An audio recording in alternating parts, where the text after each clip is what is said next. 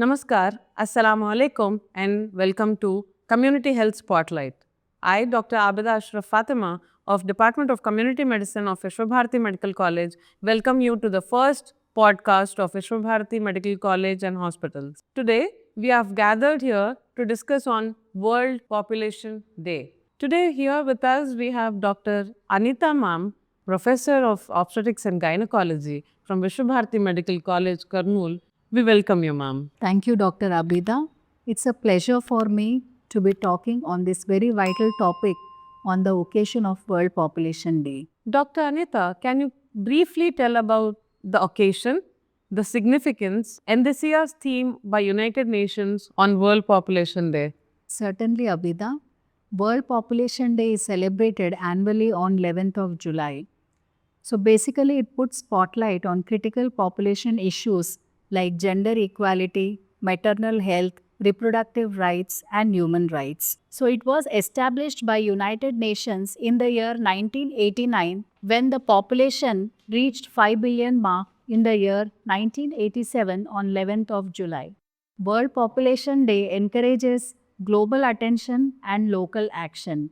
The United Nations theme for World Population Day 2025 is empowering youth to create the families they want in a fair and hopeful world amidst global challenges like economic crisis, environmental degradation. Let's zoom out. Where does the world stand now? Globally, the world's population has surpassed 8 billion mark on 15th November 2022, with the growth rate falling from 2.3% to 0.9%. United Nations projects the population of 10.4 billion by the year 2086, which will be followed by a slow decline. Dr. Anita, why the slowdown? Globally, the fertility rate is falling, like in 1960s from 5 children per couple to 2.1 child per couple now. So other factors are increasing urbanization, increasing education especially among the female girls, increased cost of child rearing, and also shifting social norms. Shifting to India, how do we compare? As of mid 2025, India's population is 1.46 billion, which makes about 17.8% of the global population. And India has overtaken China in 2023. So India ranks first in the population now. And the fertility trends? The fertility trends are on the lower side.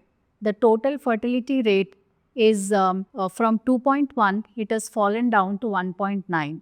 And in the urban areas, there is still more decrease to about 1.6 to 1.7.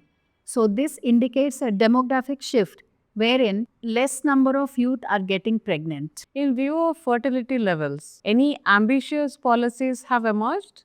Yes, advocating holistic approaches like accessible reproductive health care, fertility awareness, parental leave, child care support, and fertility care options like IVF and adoption.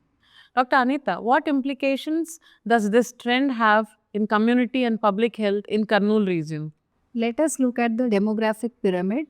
So, if you see the more populous states like UP and Bihar, it is like a triangle, like we see in developing nations. So, we'll have more of younger population and less of the elderly. But in India, there is interstate variation. Like if you see Kerala, it is more like a developed country wherein we'll have more of aging population. So the impact of this demographic pyramid is we'll have increase of aging population, shrinking workforce, altered healthcare demands, and also rehabilitation of the healthcare infrastructure.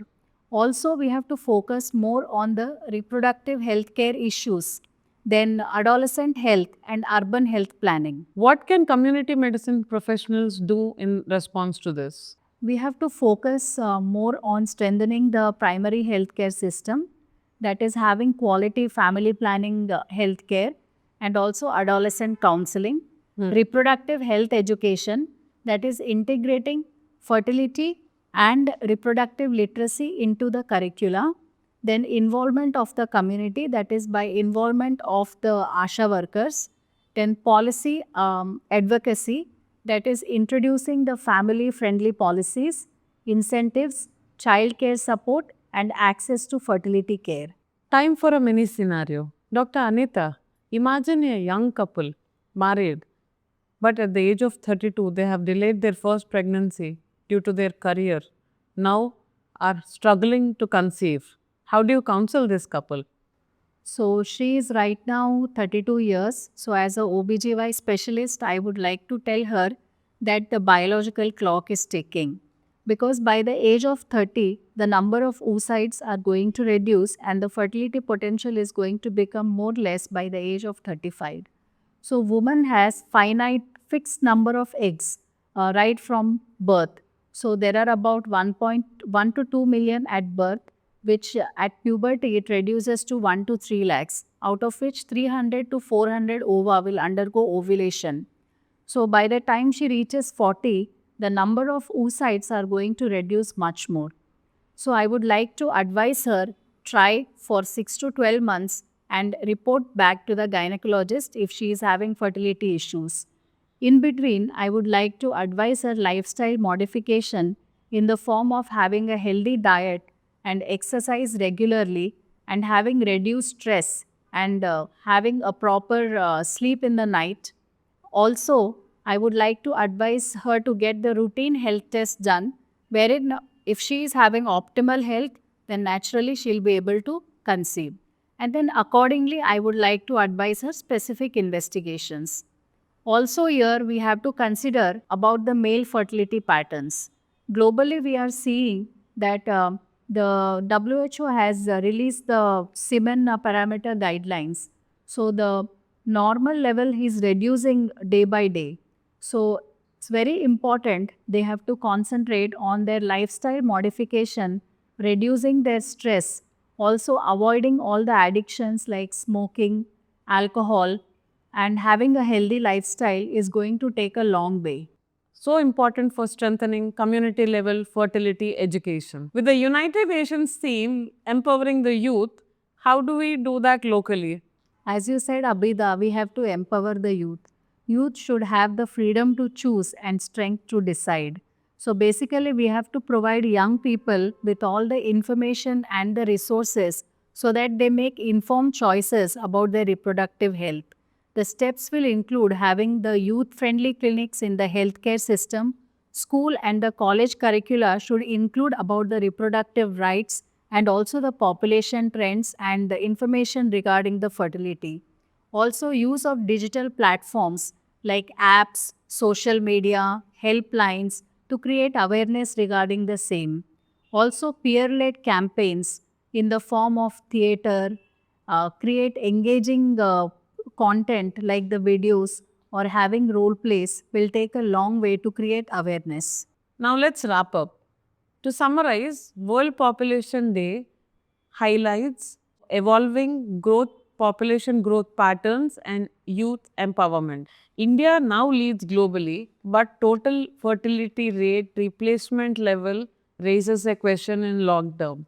Community level action, reproductive education, youth engagement, supportive policies, and age appropriate care have to be done.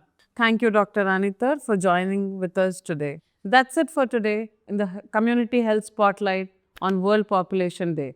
We'll get back to you again soon. I thank Vishwabharati Medical College and Hospital Management for giving me this opportunity to be the host for this podcast. Thanks, Dr. Abida.